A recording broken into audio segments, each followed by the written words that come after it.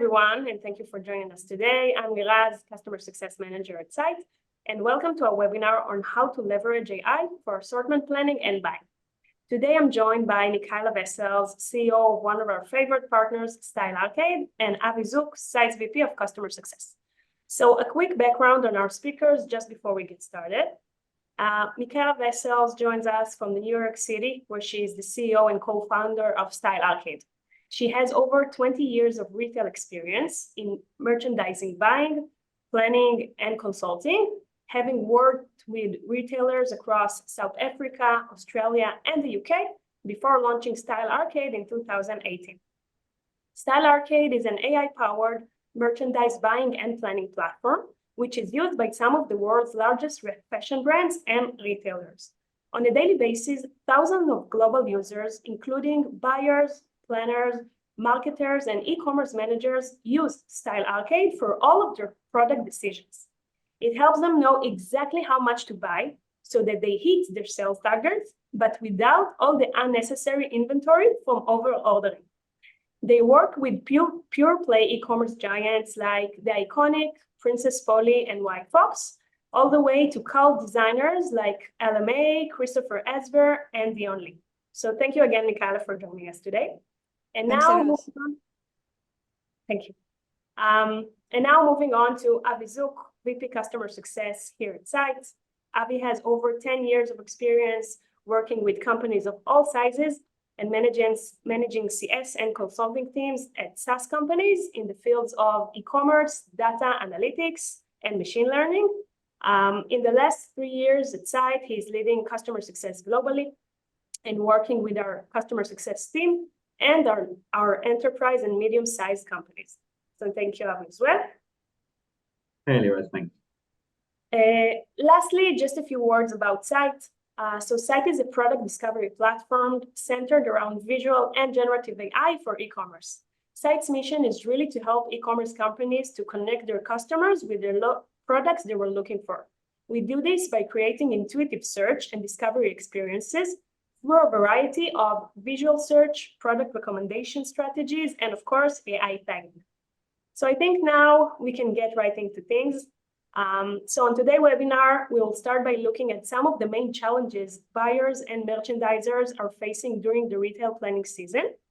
And then we'll explore how AI and some other emerging technologies can really level up assortment planning.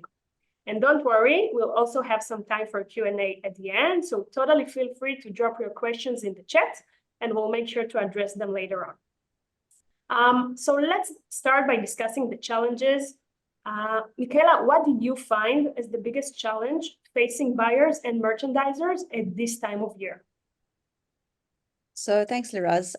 I guess because I was a buyer and merchandiser in my previous life, I feel like there's no time of year that's not challenging, no kidding. So, I think for us, the biggest thing is all year round, you're trading 3 time periods at once, right?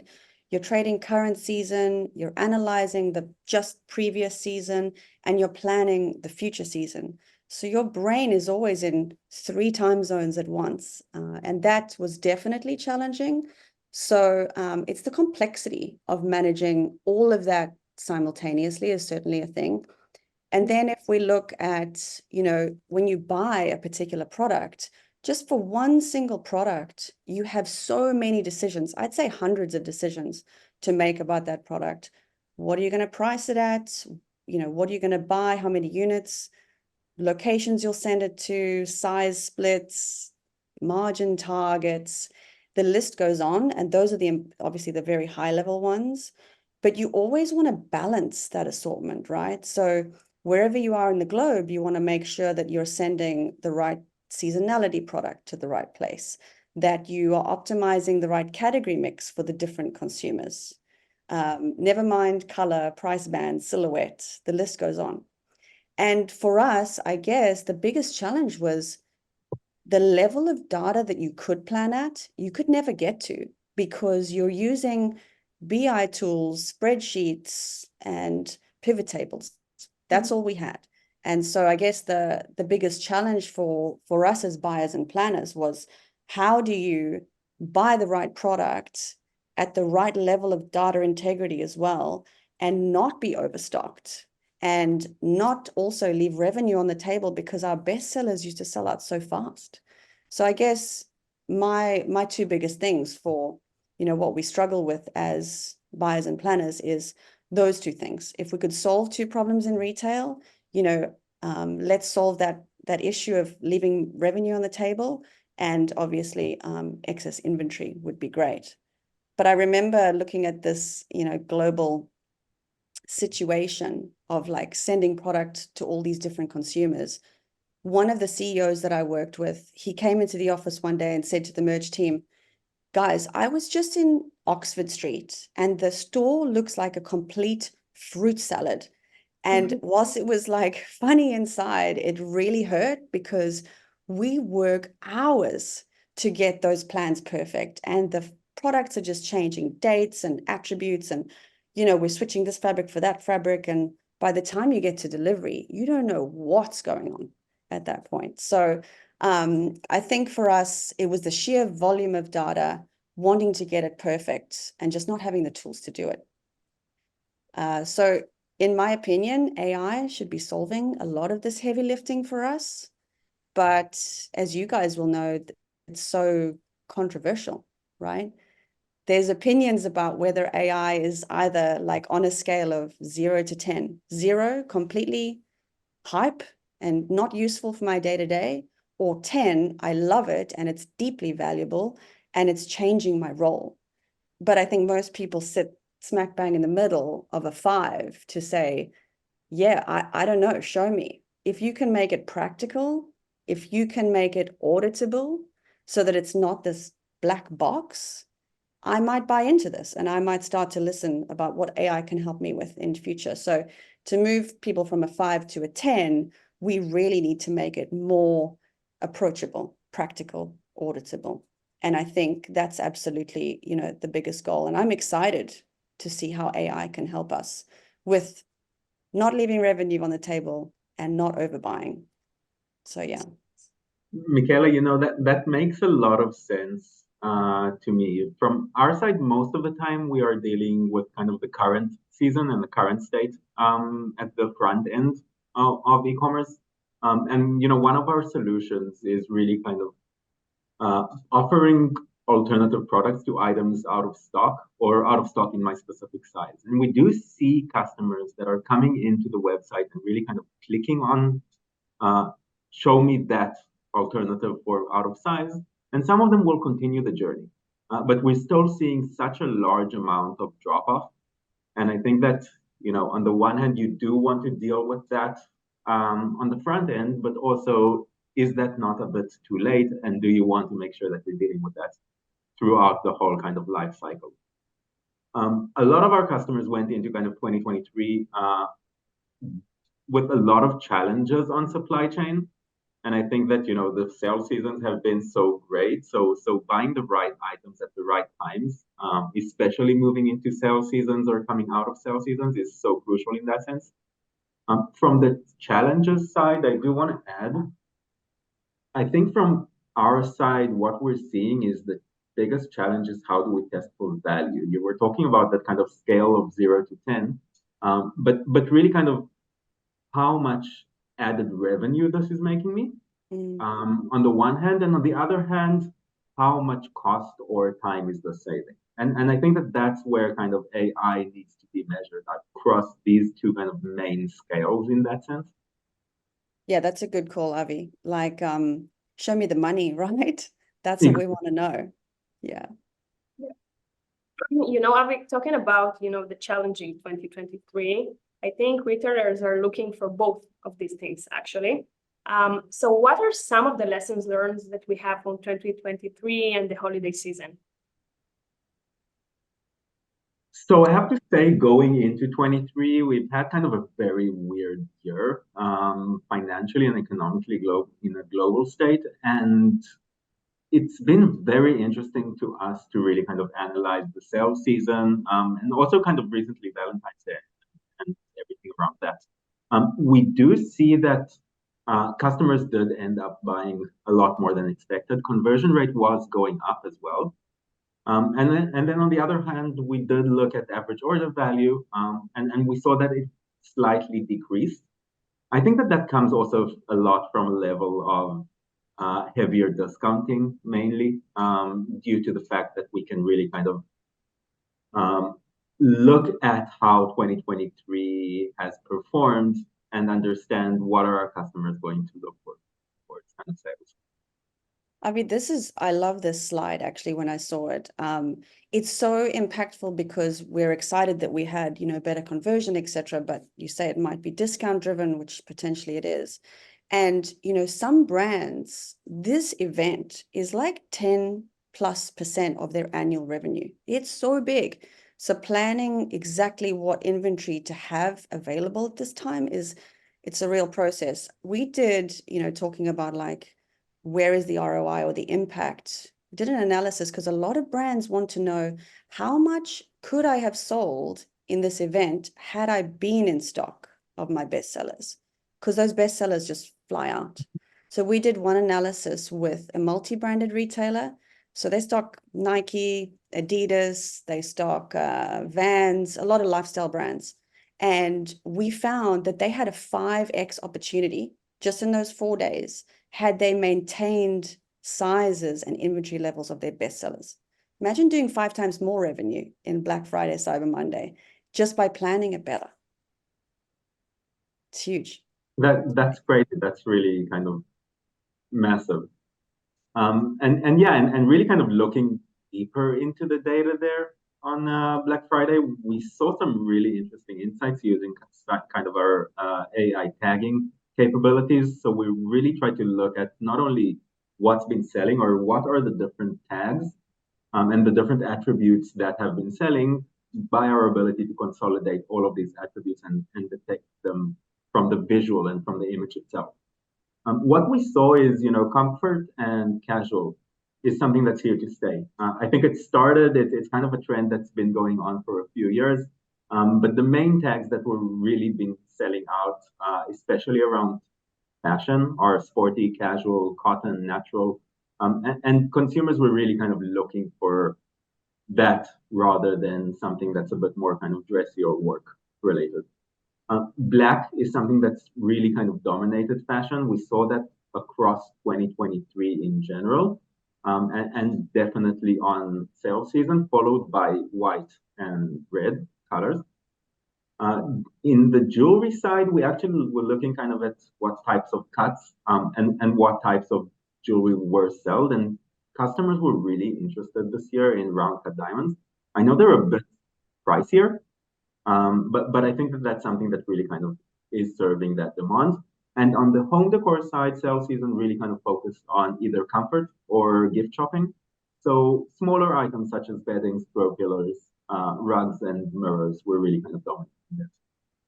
It's so interesting, Avi, as a consumer, because we all buy product, obviously. Like none of this is surprising because we can all relate to what we've been doing in our consumer patterns. Interesting, the jewelry one. I don't know what that is. Obviously, I'm not in the market to buy diamonds, but maybe it's more of like it has more longevity, it won't date as quickly. I want something classic. So that investment item that will last you longer, because that's definitely been a trend for people. But that home decor is, oh yeah, what do you want to say? Yeah, I tend to agree, but I also think that it's kind of a trend that's jewelry tends to be very kind of hyped towards sales season. So who's in the end going to be the one buying? It's probably kind of a gifting area. So I think that the more we look into it and the more we read and round cut and those types of kind of more special jewelry tend to come up more in our searches. Yeah, super interesting. And the home decor makes total sense. Specifically, everyone's purchasing lower price pointed items, it looks like. Those like feel good things that you in difficult climates just want to load on. I think home and beauty are two of those categories that are just recession proof. You'll always see people gravitating towards those feel good things, like I said. But that red, with what we see in the data is that different colors have different, peaks and troughs throughout the year, red being one of them. And it's having a moment for sure. which I'd like to dive into actually and show you guys a couple of things on that space. Cool. So this is actually a slide that where we look at deep tagging from Syte, powered by you guys, joining that with data analytics from Style Arcade. This is, connecting your ERP data, your ecom data, your PIM, your PLM, anywhere where you can find product information and bringing that together with deep tags, enabling that attribution, right? So a lot of fashion teams, Avi, I don't know if you know, but a lot of fashion teams are actually manually doing this. If they don't have Syte, they're like tagging the color. They're also tagging the sleeve length, the leg length, all of those things, trying to get better analysis on what's happening and what's performing. So having this available and automated is so huge for reporting, analysis, planning, and then how you join that with your performance data. So, you were talking about red.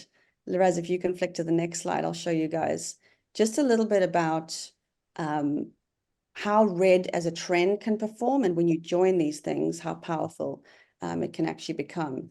So in this situation, I just did a little filter in Style Arcade to have a look. If you look at the top left, AI color red, powered by Syte, location all. So let me look at all my locations. And then let me look at the last 4 weeks worth of data. So how is red performing in my business for the last 4 weeks? And then on the right, you can see there's this true rate of sale metric, which tells me that when I'm in stock of all my sizes, I can sell 96 units a week of all of this red product. But of course, we never stay in stock of all the sizes. So when it's fragmenting, and it has in the last 4 weeks, that little black box below, you can see that I can sell 77 units, or I have been selling 77 units, but my true potential is 96 units a week. So quantifying that revenue gap of like, what could I have sold had I just been in stock of my best sellers can be really powerful for future assortment planning, budgeting, etc. Like it's a really insightful thing to be able to see, which you can't do without automated tagging, which is why our customers are so excited about Syte partnership, obviously. Yeah, and what I really love here is, you can do this with red or you can do that with any color, but you can even go deeper. I mean, you can go as granular as, show me floral summer dresses or V-neck short sleeve t-shirts, for example. So everything that you can see visually, you can extract those tags. And once you're creating those kind of same dictionary around and across your whole business, you can actually kind of analyze both what's selling out and what's coming in. Yeah, I mean, that's a good point, actually. This goes as deep as Syte tagging can go, which is pretty deep. So you're right. You can see short sleeve V-neck t-shirts. You can also go to geolocation. Show me how short sleeve V-neck t-shirts perform for my LA stores, because this matters. It will sell very differently there to what it will on the East Coast, for example. So yeah, one of the really interesting things I saw more recently, I've only lived in New York 9 months, but one of the brands kind of in Style Arcade pulled up all their bestsellers for the state of New York and all their stores, and then they pulled up their bestsellers for Michigan State. I was amazed at how different these customer preferences are. It's a completely different consumer, in the same country. It's wild. So yeah, customers want different things, and their demands are difficult to keep up with. We see the same thing kind of with weather, right? If you're looking at New York and Miami, then how are you adjusting like your product recommendations even online, either through email or through just the experience on the website to the customer that's sitting in New York or sitting in Miami. And one of the examples we always had from Europe is in Germany, customers will usually kind of buy full price items, whereas in Italy, they're like really kind of bargain shops. Oh, interesting. So that's another note where you really need to factor in kind of that geolocation when you're thinking both about planning and about kind of Yeah, so true. And what you're marketing to these Italian customers, because where you acquire customers, obviously acquiring a full price customer or a markdown customer makes a big difference in the long term. That's very cool.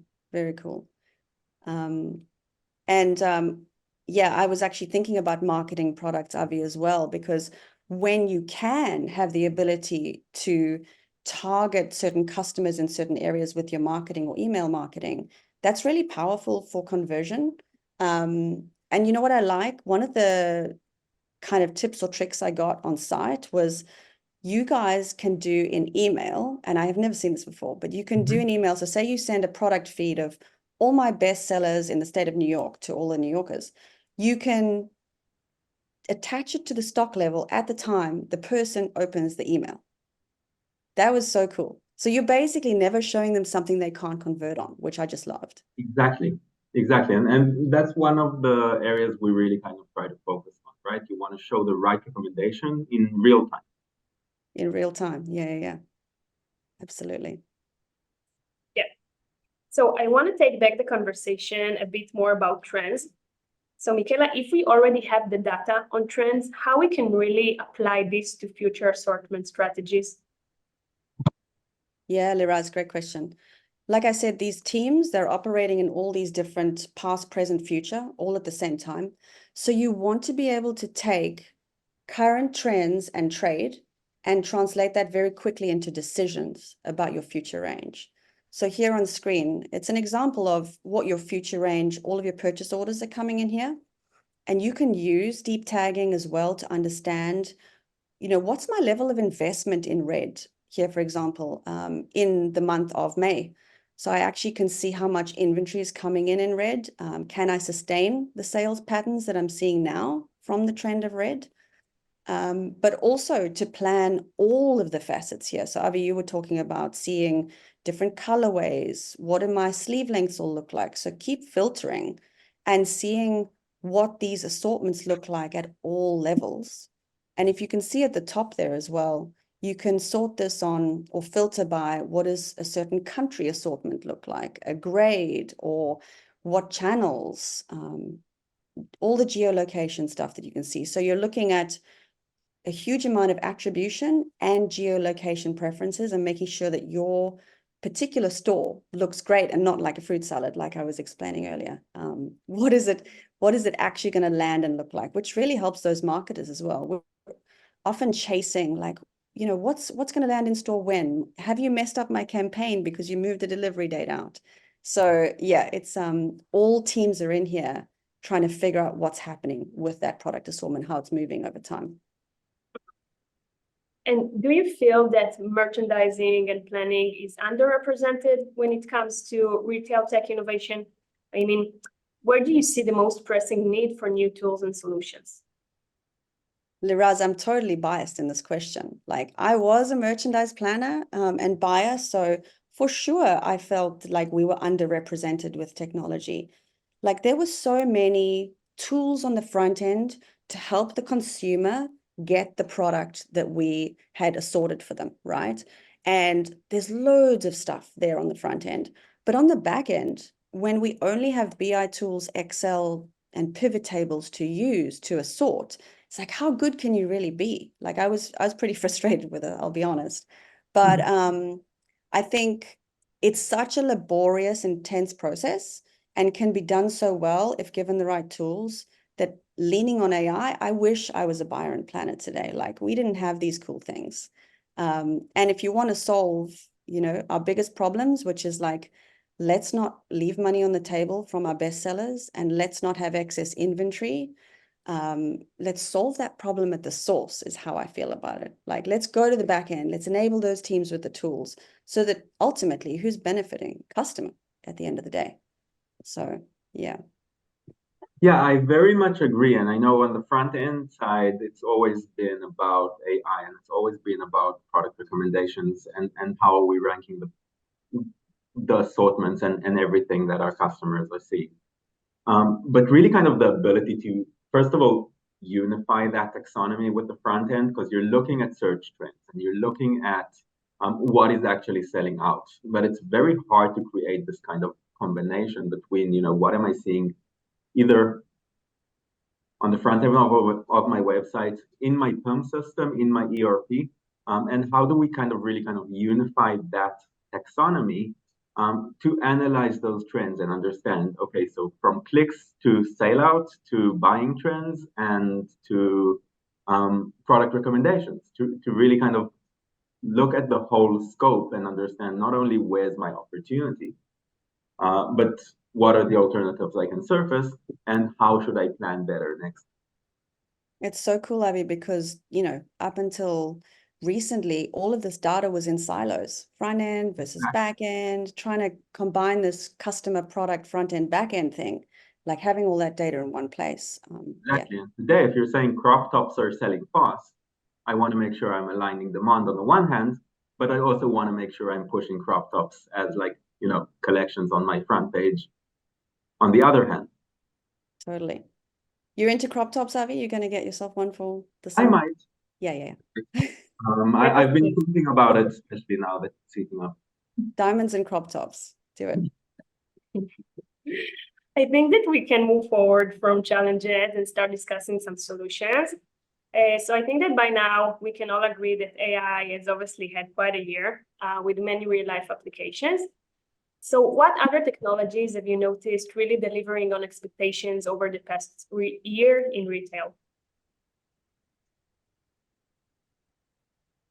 So that's a great question. I know, coming from the world of AI and Insight, we've kind of been doing generative AI before generative AI was a word. We are in the era of AI, and Gen AI has really kind of paved the way into really starting to look at real life applications of how can AI change my life. And we're seeing that not only on the technology side and the B2B side, but we see it also on the customers.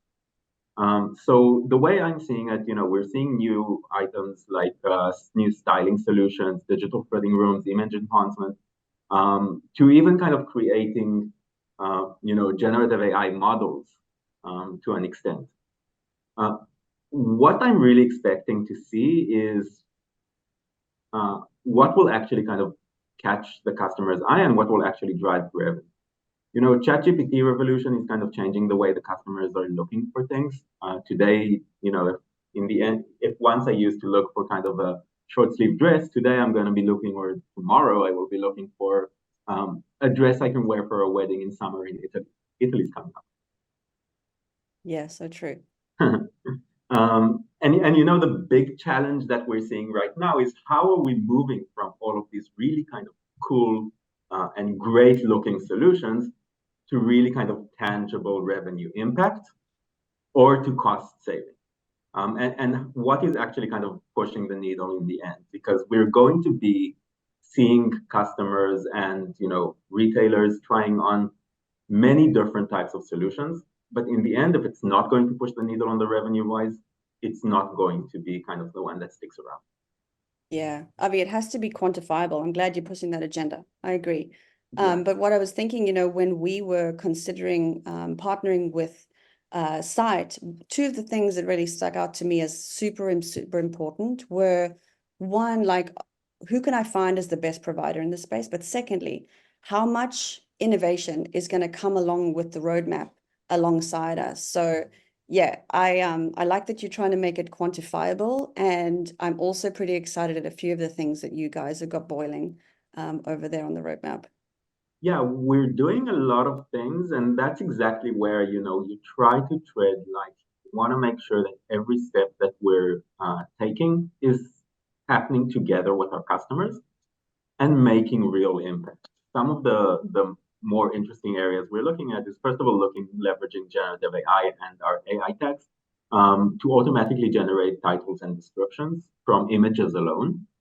So, one of the things that we can really differentiate ourselves is only take by the image, understand what are the different attributes, what am I actually looking at, and then from there use generative AI and set the tone of voice, set how long do I want my title and description, and even kind of map the lexicon and the dictionary to my lingo to actually kind of create those different titles and descriptions.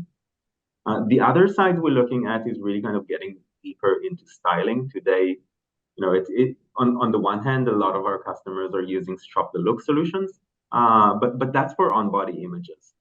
But what happens when you have your different images that are either kind of, higher velocity and it's harder to get these on bodies, or these on bodies are selling out. So I do have this shirt in place, but I don't have the pants. And that's where we can start kind of thinking about the styles and how do we mimic like styling in the most live way possible. And the last piece we're looking at is really kind of smart collections. So really leveraging styles, occasions, trends in order to build better recommendations, mainly looking at increasing basket size because we know cost of acquisition has gone up so much in 2022 and 2023, and so much of the focus is how do we make the most of the customers that are entering the website.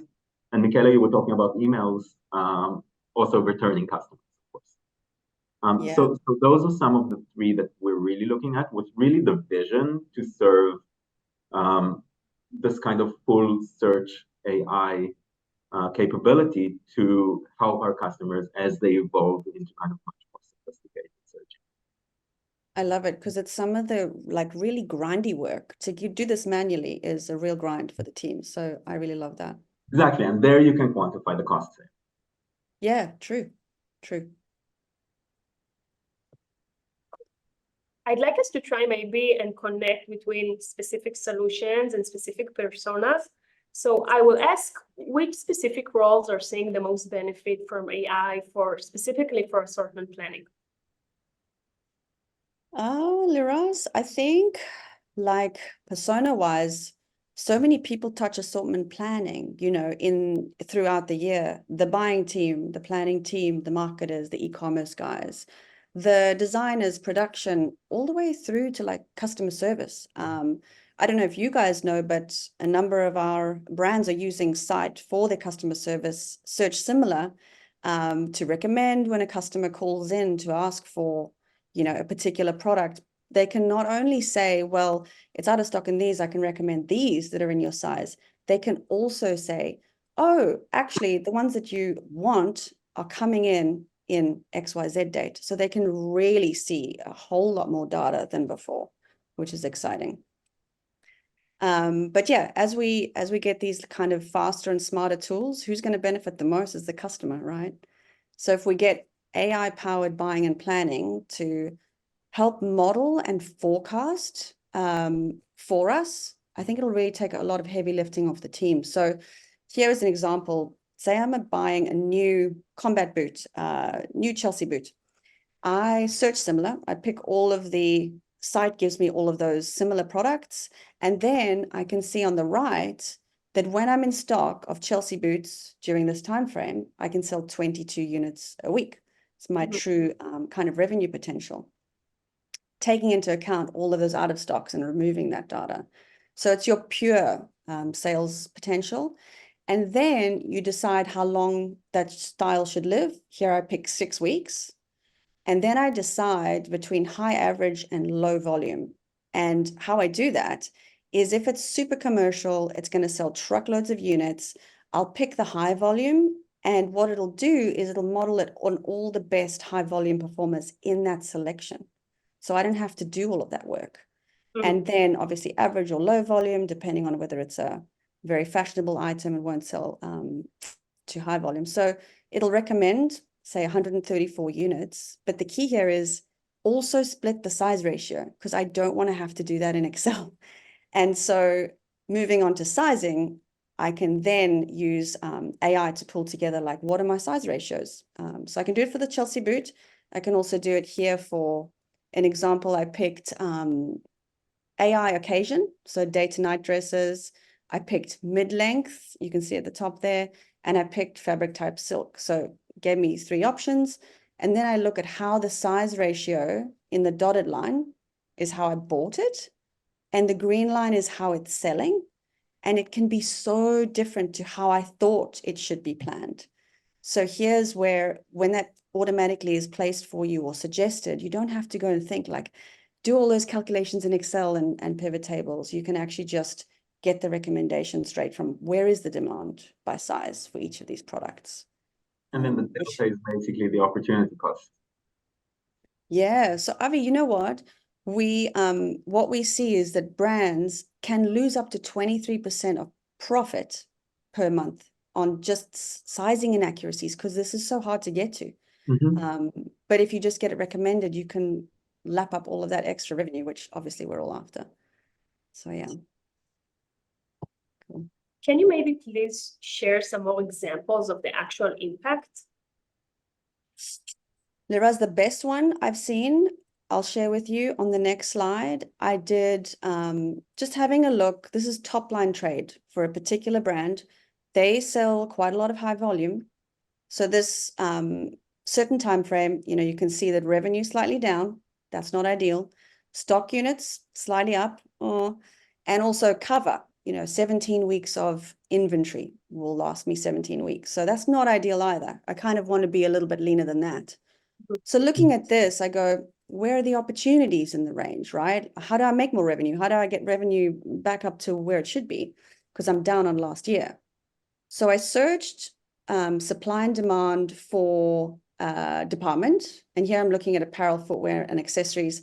Pretty much how I bought it is how it's trading. So there's not much opportunity, a little bit in footwear, right? Where the sales are exceeding the inventory supply. So you go, okay, there's an opportunity in footwear. It's not really going to do much. And then I looked, okay, let's look a little bit deeper, category. Then I can see tops. It's on the same kind of performance as I invested it in.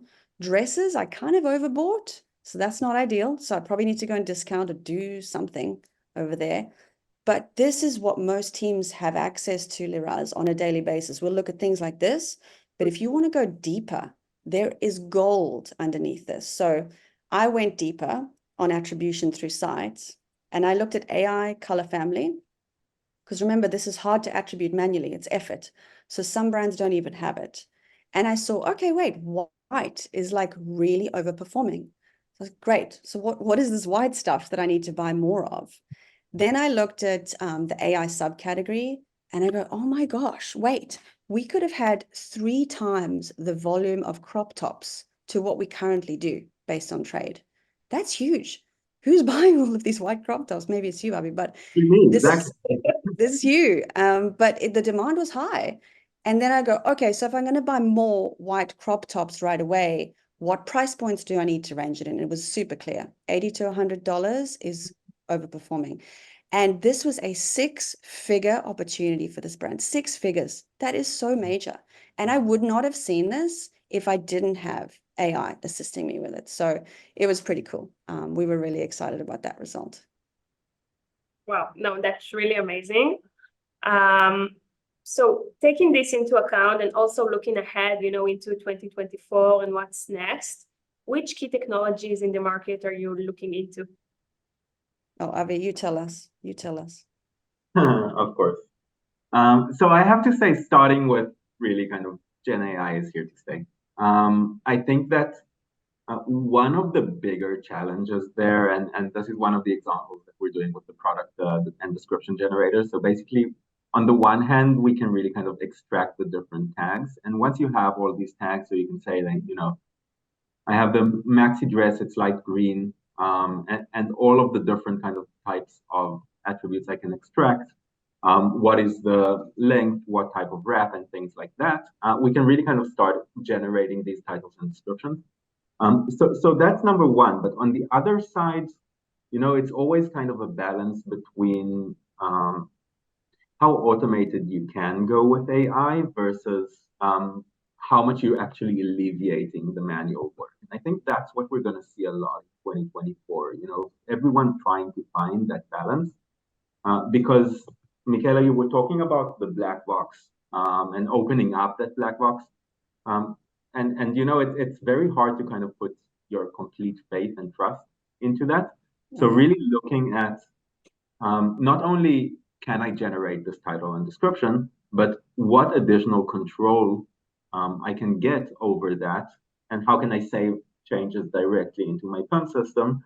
So I'm probably going to still be reviewing those titles and reviewing those descriptions because it's still a piece of content I'm going to be putting on my website. But I want to kind of find that sweet spot where this is alleviating just the right amount of things. Other than that, I'm really kind of looking at styling and I'm looking at personalization, mainly because of, on the one hand, AI, of course, but also the basket size push. And I think that one of the challenges that we're seeing there is everyone's trying to find what are the new ideas or what are the product recommendations. I always talk about the lost aisle at IKEA, where you go in, you're looking for a couch, you don't end up buying a couch, but then you end up buying a stove for $200 and you don't even know what you bought. So how do we create that kind of, increasing basket size experience online? And I think that the ones that will win there is not only reducing manual effort, but like we said, in the end, I want to show this is improving conversion rate and this is really increasing basket size and not just another cool kind of styling or shop the look solution. Yeah. It's great though for range planning, Avi, and getting that like automation throughout that assortment process when stuff is just done for you and you're checking and editing a little bit. Oh, what a dream. Exactly. I'm excited to put this in. Exactly. And also it leaves you kind of focusing on what's important, right? You can really kind of put away kind of the mundane side and start like thinking about, what are the items I want to pin to the top, or what are the different changes I do want to make to fit a bit more kind of my language, but you don't have to do everything from scratch, and that's where 100%. Like these teams are so talented and they're having to do so much grind work when you really just want to be strategic, and that's what this automation is bringing back for us, which is cool. Exactly. So Avi, in what ways AI tagging can really support a business? So in that sense, I think we've talked about it a lot, Michaela, even kind of prepping to this webinar. When you're on the one hand really kind of looking at the back end thing, and on the other hand, you're looking at the selling side and the front end. And the one thing, and that's kind of what I put here at the bottom, unifying the lexicon to really kind of see a holistic experience of the buy-in and the sell-out. So if you're looking at the front end from my point of view, you're really kind of able to surface the right trends as product recommendations. So leopard skin is not something I would normally tag, right? Or not necessarily tag manually. Looking at summer style or looking at specific kind of items that I would like to, from even like V-necks is something that, when I have a massive amount of items, or even if I'm a marketplace and all the items that I'm getting in are really kind of tagged differently, unifying that taxonomy will help me put that on the front end. It will help me enhance search, and of course expand the filters and promote the use of filters. So things are getting a bit more interesting when you move from like show me this in blue and large, right? And the last piece, of course, is SEO. Like we said, I mean that's kind of the holy grail of attracting new customers today. Yeah, totally. I'm with you on unifying that lexicon, Avi. You don't want to be reporting on leopard skin and separately leopard print. It's important to have these all in one. What's the demand for leopard in general? But yeah, quantifying those opportunities for me would be one of the big ones as well. Let's put a dollar number to like, what are these demand versus supply differences? Yeah, I completely agree. And like we said, it's automating so much of the manual work. So if it's the tagging on the back end, if it's the reporting, and like you showed, Michaela, the analysis and the sheer kind of value you can extract from that, rather than kind of dealing with so many spreadsheets, just having this understanding of this is my opportunity cost and really being able to think strategically about it. Yeah, very cool. Great. So I feel like we covered so much by now. So I feel like it's a great timing for us to have a quick summary of the webinar's main takeaways.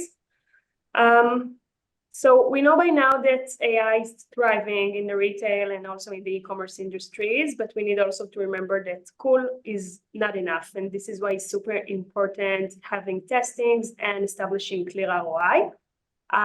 We also discussed different ways to really tackle assortment challenges, as Avi mentioned, both on the front end and also on the back end side.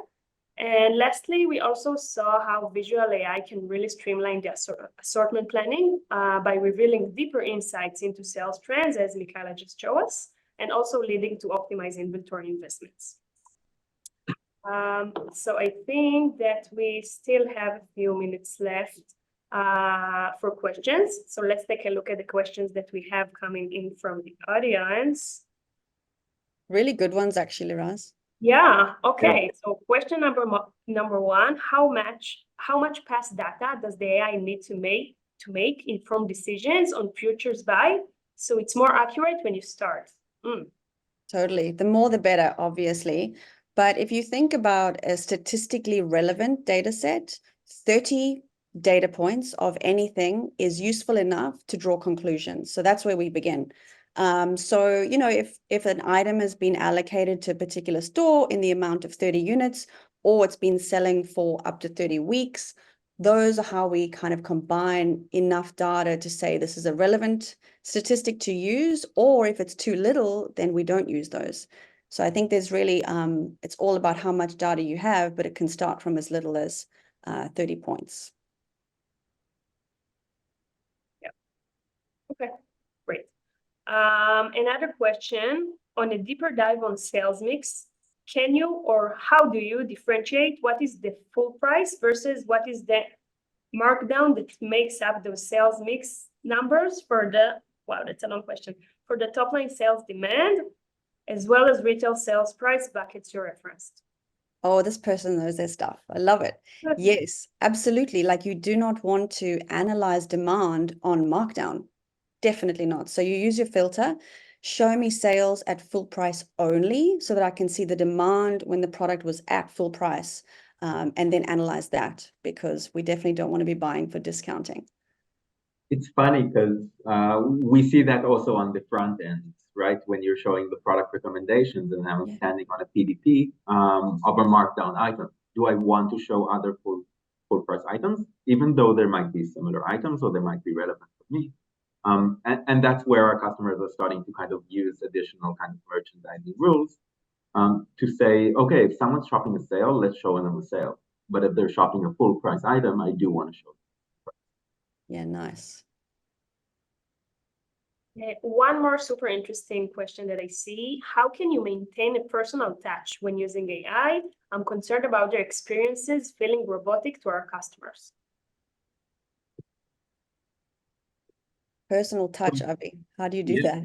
So I think from our side, there's a lot of ways to actually do that. It all starts with kind of the lexicon. The way that we work with our customers starts with mapping out the lexicon. So just so if you can call something leopard skin, I will call it leopard print. But even kind of going a bit deeper into how are you defining each one of those attributes? And how are we adding kind of or matching the AI to the jargon of the client? And then the other side is always kind of trying to find that mix and you know I think the sentence of the year is it's all about the prompt. But to find that mix and find the right tone of voice and find the right length to really kind of try to keep that as personal as possible. But from my point of view, it really kind of starts with that lexicon piece. Yeah, totally. I just translated this next question, Liraz. Oh, okay. It's a good one. What is the key to an efficient assortment, and how to calculate the quantity to send to each store? So this is a great question, because every store will sell a different number of units, right? And you need to know what to send to each store. It's all based on how many units can that store sell when they're in stock, obviously within the life cycle of that product as well. So some stores can sell 100 units per week in the same style as another store will sell, say, 2 units a week. So when you understand at the top line store level, how many units a week of an average product can I sell, it gives you an exact kind of quantification of like, this is my average buy for this store in this kind of category. And then you can break it down even further and say, look, if I'm buying a Chelsea boot for a particular store, can that store sell more than 1 unit of Chelsea boots per week? And you break it down that way. So you can go all the way up from product size level all the way through to store channel and assess total demand by store by week. Great. All right. So I feel like we answered most of the main questions and some great answers. And I think we're just about out of time. So we can wrap things up. So Michaela, thank you so much for sharing your insights with us today. And thank you everyone who joined us for this enlightening conversation. We will also be sharing a recording of the webinar right afterwards, so you can take a look later on.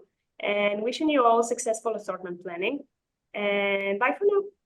Thank you, Liraz. See you guys. Thank Thanks you. so much. Thanks, Liraz. Thanks, Michaela.